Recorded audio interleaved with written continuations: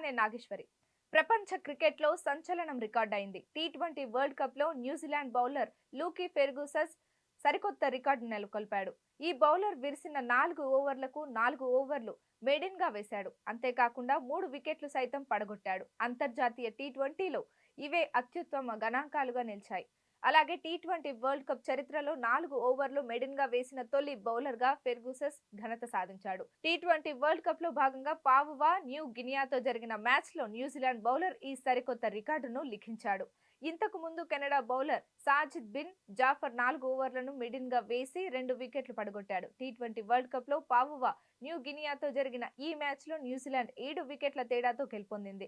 ఆ తర్వాత బ్యాటింగ్ కు దిగిన న్యూజిలాండ్ గినియా జట్లు ఇప్పటికే టీ20 వరల్డ్ కప్ నుంచి నిష్క్రమించాయి. చివరి మ్యాచ్ లో న్యూజిలాండ్ గ్రూప్ సి లో న్యూజిలాండ్ 3వ స్థానానికి చేరింది. అయితే కివీస్ జట్టు టీ20 వరల్డ్ కప్ నాకౌట్ దశకు చేరకుండా వెనుదిరగడం క్రికెట్ అభిమానులను షాక్ కు గురిచేసింది. ఇటీవలి కాలంలో ఆ జట్టు అద్భుతమైన ప్రదర్శన చేస్తుండగా పొట్టి ప్రపంచ కప్ లో మాత్రం నిరాశపరిచింది.